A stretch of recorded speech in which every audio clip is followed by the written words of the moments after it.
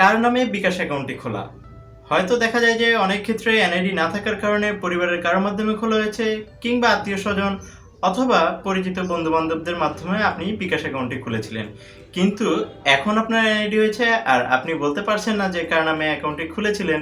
তাই কার নামে অ্যাকাউন্ট খুলেছেন এটি জানার জন্য বিস্তারিত প্রক্রিয়া দেখিয়ে দিব আজকের ভিডিওতে। আসসালামু আলাইকুম, আপনারা দেখছেন সার্ভেটি। যারা আমার চ্যানেলে নতুন অবশ্যই চ্যানেলটি সাবস্ক্রাইব করে নেবেন এবং যারা এর মধ্যে সাবস্ক্রাইব করে নিয়েছেন তাদের জানাই ধন্যবাদ।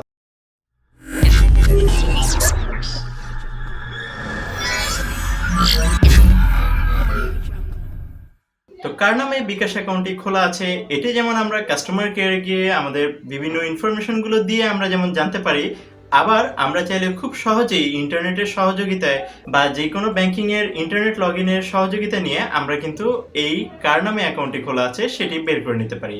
তো আজকের ভিডিওতে আমি দেখিয়ে দিচ্ছি কিভাবে আপনি নিজেই কার নামে অ্যাকাউন্টটি খোলা আছে সেটি বের করতে পারেন, অথবা পরিচিত বন্ধু-বান্ধবদের মাধ্যমে আপনি বিকাশ অ্যাকাউন্টটি খুলেছিলেন। কিন্তু এখন আপনার এনআইডি হয়েছে আর আপনি বলতে পারছেন না যে কার নামে অ্যাকাউন্টটি খুলেছিলেন। তাই কার নামে অ্যাকাউন্ট খুলেছেন এটি জানার জন্য বিস্তারিত প্রক্রিয়া দেখিয়ে দিব আজকের ভিডিওতে। আসসালামু আলাইকুম, আপনারা দেখছেন সার্ভেটি। যারা আমার চ্যানেলে নতুন অবশ্যই চ্যানেলটি সাবস্ক্রাইব করে নেবেন এবং যারা এর মধ্যে সাবস্ক্রাইব করে নিয়েছেন তাদের জানাই ধন্যবাদ। এই প্রসেসে আপনি কিন্তু যে কারোর বিকাশ অ্যাকাউন্ট নাম্বার খুঁজে বের করে নিতে পারেন যে কার নামে আছে। তো এই কাজটি করার জন্য আমরা প্রথমে একটি ইন্টারনেট অ্যাকাউন্টে লগ ইন করে নিচ্ছি।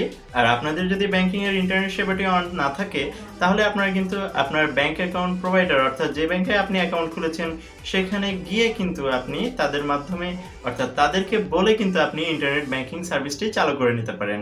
আর তার পরবর্তীতেই কিন্তু আপনি এই সার্ভিসটি পাবেন। আর আপনার যদি ইন্টারনেট ব্যাংকিং সার্ভিসটি চালু না থাকে তাহলে কিন্তু আপনি এই সিস্টেমে আপনি নিজে বের করতে পারবেন না।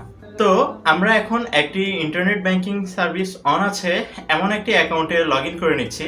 তো আমাদের সামনে এরকম একটি ইন্টারফেস চলে এসেছে যেখানে fund transfer and card payment option থেকে আমরা যদি বিকাশ অ্যাকাউন্ট ট্রান্সফার এই অপশনটি সিলেক্ট করি তাহলে আমাদের সামনে আরও তিনটি মেনু আসছে, যেখানে একটি বিকাশ অ্যাকাউন্ট ট্রান্সফার, ম্যানেজ বেনিফিশিয়ারি এবং ট্রানজ্যাকশন হিস্ট্রি রয়েছে। তো আমরা এখান থেকে যদি দ্বিতীয় ট্যাবটি সিলেক্ট করি ম্যানেজ বেনিফিশিয়ারি, এবং এখানে আমরা প্রথমে দেখতে পাচ্ছি বিকাশ অ্যাকাউন্ট নাম্বার অর্থাৎ একটি নাম্বার দিতে বলা হচ্ছে। আমরা যদি একটি নাম্বার এখানে দিই, সাপোজ আমরা একটি নাম্বার এখানে টাইপ করে নিচ্ছি। তো টাইপ করে নেওয়ার পর আপনারা যদি যে কোনো একটি ঘর ক্লিক করেন তাহলে কিছুক্ষণের মধ্যে লোডিং হবে এবং লোডিং হওয়ার পর আপনার সামনে অ্যাকাউন্ট হোল্ডারের নামটি চলে আসবে। তো আমরা এখানে দেখতে পাচ্ছি যে অ্যাকাউন্ট হোল্ডারের নামটি চলে এসেছে। আমরা এবার নাম্বারটি চেঞ্জ করে অন্য আরেকটি নাম্বার দিয়ে দেখছি যে কি আসে। তো আমরা ডিজিট একটি চেঞ্জ করে দিলাম এবং কিছুক্ষণের মধ্যে আবার লোডিং শুরু হলো। লোডিং শুরু হওয়ার পর আমরা দেখতে পাচ্ছি অ্যাকাউন্ট হোল্ডারের নামটি চলে এসেছে।